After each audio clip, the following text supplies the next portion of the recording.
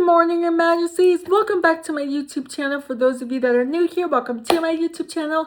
And happy pre-hallowed princess. I hope you guys are enjoying these videos. I know I am. I love filming these for you guys. It's so much fun. So in today's video, we are going to be reading a Stranger Danger story. It's a scary text message story. Stranger Danger is a scary text message story about a boy named Colby who makes a new friend online, and it is based on a short story by Arthur R.D. Evanfren? Yeah, I don't know. Okay. Dad, hey son. Son, hey Dad, what is it now? Dad, sorry I can't be there. I was delayed on business. It's only for one night and it's only for one night. I'll be home tomorrow. Are you sure you're okay on your own? I could still get a babysitter to come over. Son groaned. I don't need a babysitter. I'm 10. I can take care of myself. Dad, are you sure? It could be scary spending the night alone. I mean, yeah, it can be. Yeah, I'm sure. Well, it's past your bedtime. Son. Dad, how about I tell you a bedtime story?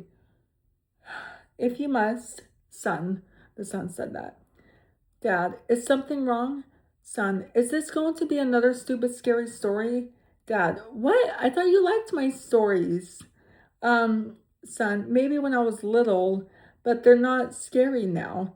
Dad, all right, I get it. So now you're 10, you're a big man, all grown up, and nothing can scare you, and nothing, all right, I get it. Since now you're 10, you're a big man, all grown up, and nothing can scare you anymore.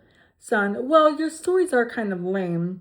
Sorry, Dad, just being honest. If you're going to tell a scary story, you need to make sure it's really scary. Dad, I see. Well, there's one story I could tell you, but I don't know. It might be a bit too scary. The son, I can handle it. Dad, okay, here we go. Once upon a time, there was a boy named Colby. Ugh. The start like a fairy tale. The start is like a fairy tale. Dad, bear with me. The boy named Colby used the internet a lot. He joined a lot of websites. He started talking to other kids online. He made friends with another boy named Stranger Danger 23. They liked the same movies and TV shows. They played games together online. They chatted and laughed at each other's jokes. Son, they got married and lived happily ever after. The end. Oh my God, you're such a brat, dude. Dad, not quite. If they had been friends for a few months, Stranger Danger heard that Colby's birthday was coming up. Since they were best friends, Stranger Danger wanted to send him a cool present. He asked Colby for his home address. Colby was hesitant at first. He thought about it for a while. He has known Stranger Danger 23 for a long time. So he figured it wouldn't hurt to give him his address, as long as he promised not to give it to anyone else. Stranger Danger 23 swore he wouldn't. So Colby gave him his address, and Stranger Danger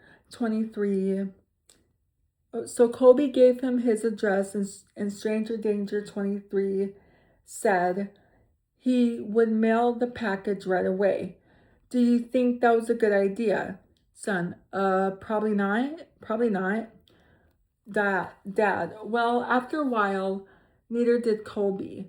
The boy had second thoughts about giving his address, especially to someone he didn't really know. His parents had always told him not to do that. He felt nervous and guilty about it. The fear and the guilt grew and grew until they were gnawing away at him. By bedtime the next night, he had decided to tell his parents what he had done. They would probably be angry. They might even punish him, but it would be worth it to put his mind at ease. He lay in his bed and waited for his parents to come upstairs to tuck him in. Colby lay there in darkness and listened. He listened to all the noises throughout the house, the humming from the refrigerator in the kitchen, the sound of the TV in the living room, the cries of his baby brother in the next room, the soft patter of the rain outside, the scraping of branches against the window. Ooh, lot of stuff happening. Son, this story is putting me to sleep. Oh my gosh, I'm gonna smack this kid. He's such a freaking dad. But there were some other noises he couldn't quite account for. Finally, he heard his dad's footsteps coming up the stairs. Hey, Dad, Colby called out nervously. Can I talk to you for a minute?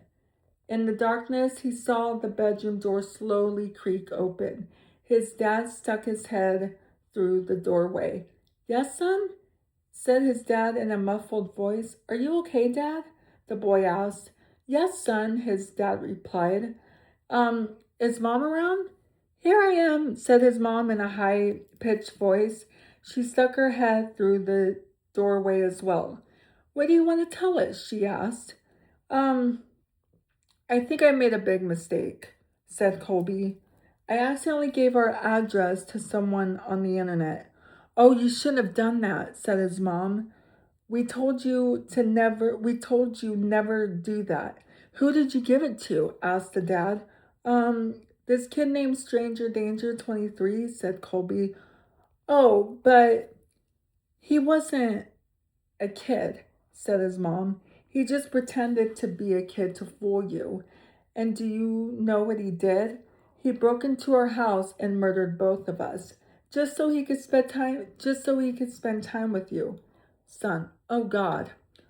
Dad, all of a sudden, the door opened wide. A fat man in a yellow suit and a yellow raincoat stood there in the doorway. He was folding something in his hands. The severed heads of Colby's mom and dad. Colby gasped and let out a shriek of terror. The man dropped the heads on the floor and took out his knife. Son, no, no, no. Dad, after several hours, the boy was almost dead. His terrified screams had become pitiful whimpers. Then the killer noticed something. He heard the baby crying in the other room.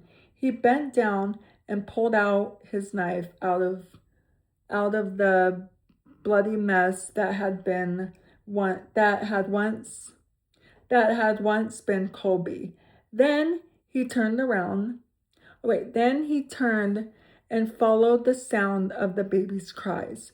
When he got to the nursery, he walked up to the crib. He picked the baby up and held it in his arms. The baby stopped crying. It looked up at him and smiled. The man had never held a baby before. He stroked the baby's cheek. He walked out of the nursery and took the baby with him. He took the baby home and raised him as his very own son. He named him William. But Dad, my name's William. Oh, I know it is, son. Son, William. You still there, son? Was that story scary enough for you? Want to hear another? LOL, sleep tight, son. And that's the end of the story. Oh my gosh, that is so creepy. Oh my gosh, I never read that story before. Let me know if you guys have heard that story. That is a very scary story. What would you do if you were in that situation? I would be losing my ever-loving mind. But anyway, that's going to be it for today's video. So if you're new here, hi, I'm Princess Peyton. Hit the red button to become Your Majesty and hit the bell notification so you're notified every time I upload a video. And I love you guys so much. You guys are the best human beings ever made. And you're the king of my heart and the song lyrics of Taylor Swift. And I will see you guys in tomorrow's video. Okay, love you. Bye. Mwah.